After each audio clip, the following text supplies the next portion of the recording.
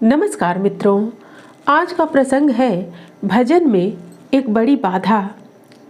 यद्यपि भगवान पर विश्वास करके उनके अनन्य शरण हो जाने पर मनुष्य के सारे दोष अपने आप समूल नष्ट हो जाते हैं और उसके समस्त योगक्षेम का वहन भगवान स्वयं करते हैं, परंतु ऐसी स्थिति बहुत सहज नहीं है। सच्चे साधन के फल से नित्य भगवत कृपा का अनुभव होने पर ही भगवान में पूर्ण और अलौकिक विश्वास पैदा होता है और तभी मनुष्य अपने समस्त बल, लोक परलोक और भोग मोक्ष सब प्रभु के चरणों पर अर्पण करके उनके अनन्य शरण होता है। क्षण विश्वासी या अल्प विश्वासी साधारण लोग इस अवस्था से बहुत दूर रहते हैं। वे भगवान के गुण और महात्म्य को सुनकर कभी कभी विश्वास की ओर कुछ झुकते हैं, परंतु पर्याप्त आगे बढ़ने से पहले ही कई प्रकार की बाधाएं प्राप्त कर रुक जाते हैं। इन बाधाओं में कुछ तो पूर्व कर्मों के प्रतिबंधक होते हैं और कुछ वर्तमान काल के संग स्थिति आदि के कारण उत्पन्न हुई रुकावटें होती हैं। ये बाधाएं अनेक हैं, परंतु इस समय साधारणतः उनमें से धन की चिंता एक प्रधान बाधा है। धन की चिंता का कारण उदर पूर्ति या परिवार पालन ही कहा जाता है, परंतु वास्तव में मूल कारण दूसरा है।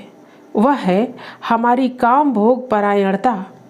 विषयों के उपभोग को ही हम परम पुरुषार्थ और परम आनंद मानने वाले मनुष्यों की चिंताएं मृत्यु काल तक भी दूर नहीं होती, क्योंकि ऐसे लोग अपनी स्थिति के अनुकूल साधारण सादा जीवन बिताना भूल जाते हैं। फलस्वरूप उन्हें रात दिन धन की इतनी चिंता करनी पड़ती है कि उसके सामने भगवान और धर्म का चिंतन या विचार तुच्छ, अनावश्यक और कभी कभी त्याज्य हो जाता है और वे सब कुछ भूलकर काम क्रोध परायण होकर अन्यायपूर्वक धन संग्रह के कार्य में लग जाते हैं। यूँ करते करते ही उनके जीवन के दिन पूरे हो जाते हैं। बहुमूल्य मनुष्य जीवन पाप ताप बटोरने में ही व्यर्थ हो जाता है। यह इतनी बड़ी हानि होती है जिसकी बड़ी कठिनता से भी पूर्ति नहीं होती और समय हाथ से निकल जाने पर पीछे बेहद पछताना पड़ता है। मनुष्य यदि चाहे तो प्रारब्ध या संचित जनित प्रतिबंधकों को भी दूर कर सकता है, पर वर्तमान काल के संग और स्थिति से उपजी हुई बाधाओं को तो मिटाने में कोई संदेह ही नहीं है। यदि वह संग को बदल डाले और हृदय में कुछ बल संचय करके कुसंग और दुर्बलतावश होने वाले प्रमाद और अकर्तव्य कार्यों को छोड़ दे तो ये बाधाएं सहज ही दूर हो सकती हैं।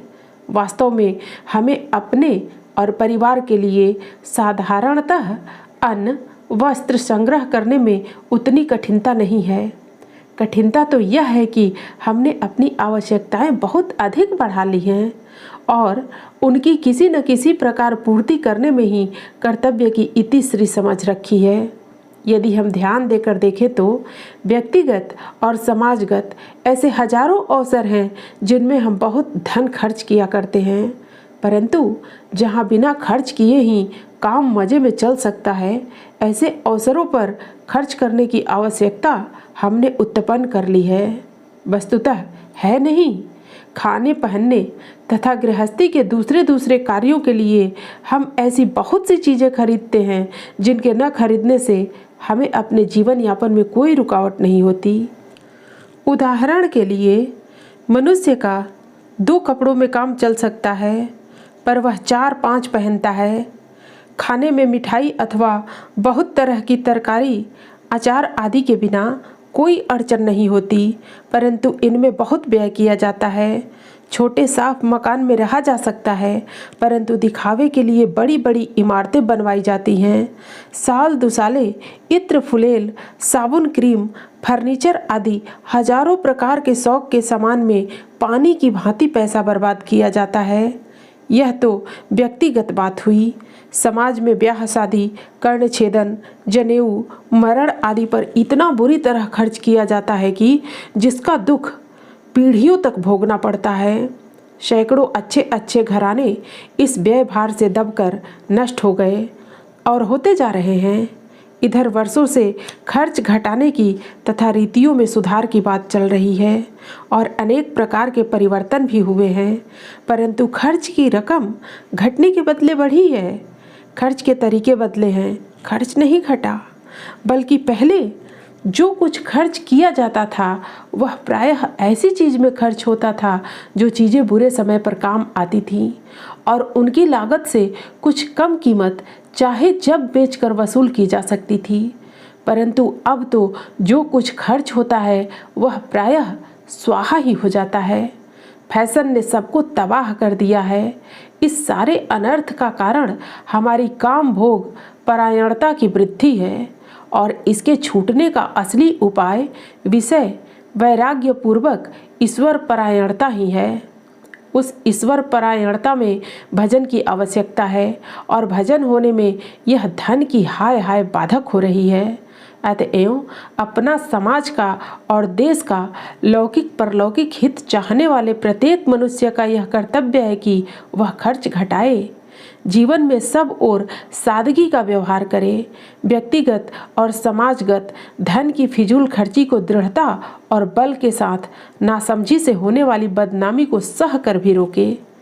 विवाह शादी में तो जो अनर्थ हो रहा है सो बड़ा ही रोमांचकारी है। खर्च की भयानकता के कारण लड़कियों का ब्याह नहीं होने पाता और अच्छे अच्छे परिवार इसके लिए दुखी हो रहे हैं।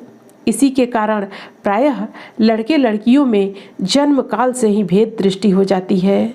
जिसके कई लड़कियां हैं उसका तो जीवन ही दुखमय बन रहा है। ऐसी स्थिति में प्रत्येक हृदयवान गृहस्थ को इस विषय पर विचार करके कर्तव्य स्थिर करना चाहिए। कन्या के माता पिता क्या करें? उन्हें तो किसी प्रकार खेत जमीन घर द्वार बंधक रखकर वर के माता पिता को राजी करना ही पड़ता है। वस्तुतः धन अत्यंत ही तुच्छ पदार्थ है। प्रेम घन परमात्मा रूपी धन की तुलना में तो यह रखा नहीं जा सकता। सूर्य और जुगनू की उपमा भी इसके लिए पर्याप्त नहीं है।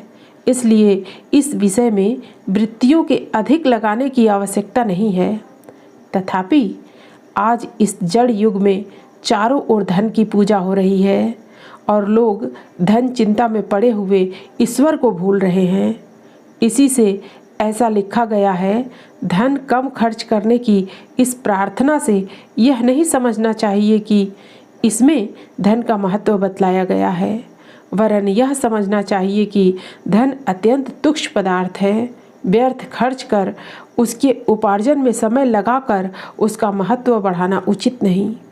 हम अपनी आवश्यकताओं को जितना कम करेंगे उतना ही धन का महत्व घटेगा और उतना ही शीघ्र हम पाप ताप से छूटकर परमात्मा की ओर अग्रसर हो सकेंगे। आवश्यकता ही धन की लालसा उत्पन्न कर हमें दरवाजे दरवाजे पर भटकाती और भगवान से विमुख करती है। जिस दिन चाह मिट जाएगी उस दिन हम बादशाह बन जाएंगे। चाह गई चिंता गई मनुआ बेपरवाह, जिसको कछु न चाहिए सो जग शहंशाह। मित्रों, फिर मिलते हैं अगली प्रस्तुति में नए प्रसंग के साथ। धन्यवाद।